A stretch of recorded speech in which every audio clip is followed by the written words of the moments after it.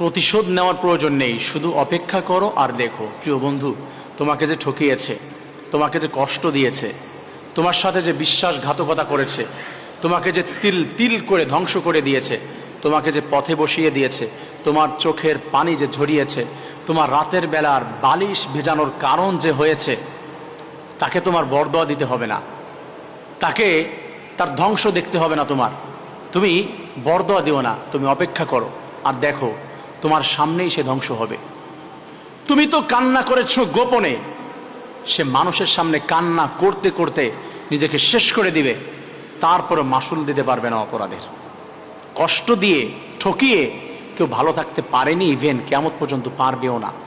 তুমি অপেক্ষা করো, তোমার সামনেই দেখবে কারো কান্নার কারণ হয়েছে, সে শান্তিতে রয়েছে, আমি দেখি নাই।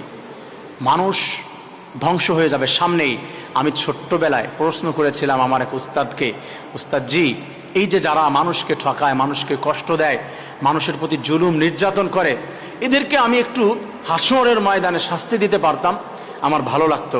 উস্তাদজি আমাকে বলেছিল, হাসরের ময়দানে সৃষ্টিকর্তা যেভাবে তাদেরকে ঠকাবে, যেভাবে তাদেরকে শাস্তি দিবে সৃষ্টিকর্তা, তুমি দেখে তোমার মায়া লাগবে, তুমি দেখে তোমার কষ্ট হবে যে আল্লাহ এত কষ্ট দিচ্ছে তাদেরকে।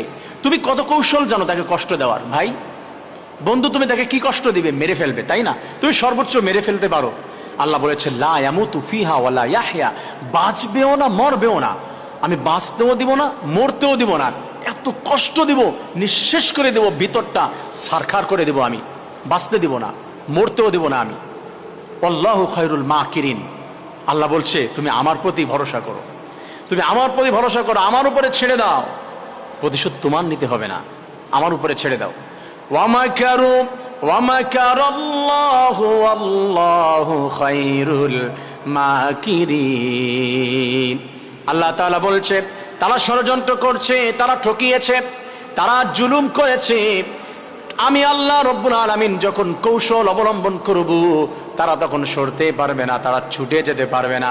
তুমি তো ছুটে আসতে পেরেছো, তোমাকে ছেড়ে দিয়েছে।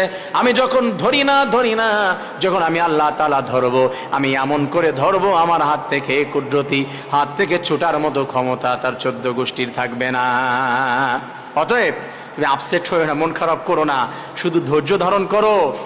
তোমার ধ্বংসর জন্য বরদোয়া করতে হবে না, তুমি দেখো আল্লাহ তাআলা কি করে। কষ্ট দিয়ে, ঠকিয়ে, প্রতারণা করে, চোখের পানি ফেলানোর কারণ হয়ে, কারোর স্বপ্নগুলো ভেঙে চুরমার করে দিয়ে, কাউকে আকাশ পর্যন্ত উঠিয়ে ভালোবাসা দিয়ে থাপ করে ছেড়ে দেওয়া।